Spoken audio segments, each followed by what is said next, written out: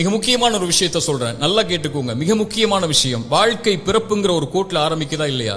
அந்த பிறப்புங்கிற கோட்ல ஆரம்பிச்ச மாதிரியே மறுபடியும் மரணம்ங்கிற அதே கோட்ல வந்து முடியும். பிறக்கும் போது எப்படி ஒண்ணும் இல்லாம வந்தானோ அது போல மரணிக்கும் போதும் ஒண்ணுமே இல்லாம எல்லாத்தையும் விட்டுட்டு போயிருவான். அவனுடைய செல்வம், சொத்து, குடும்பம், குழந்தை எல்லாத்தையும் விட்டுட்டு ஒண்ணும் இல்லாம பிறந்தது மாதிரியே போய் சேர்ந்துருவான். அப்ப எதுக்கு இந்த வாழ்க்கை, எதுக்கு இவ்வளவு பெரிய போராட்டம்னு கேட்கக்கூடியவங்களுக்கு இறை தூதர் இந்த 3 செயல்களை நீங்க உலகத்துல வாழும் போதே விதை போடுங்கன்னு சொன்னாங்க. அது பின்னால நீங்க அறுவடை செய்வீங்க, நீங்க மரணிச்சதற்கு பிறகும் உயிரோட வாழ்வீங்க, அதன் காரணமான்னு சொன்னாங்க. அந்த 3 விஷயம் என்ன தெரியுமா? முதல் விஷயம், இறைவன் உங்களுக்கு செல்வம்னு ஒண்ணு கொடுப்பான், அது பிறருக்கு இந்த உலகத்திலேயே கொடுத்து உதவுங்க. அதன் மூலமாக ஒருவன் பலன் பெற்றிருந்தால், அதன் மூலமாக இன்னொருவன் பலன் பெற்றிருந்தால் அந்த தொடர் நன்மை உங்களுக்கு வந்தடையும்னு சொன்னாங்க.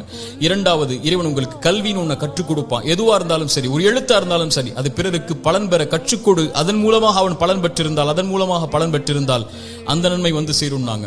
மூன்றாவது, இறைவன் உங்களுக்கு குழந்தை ஒன்று கொடு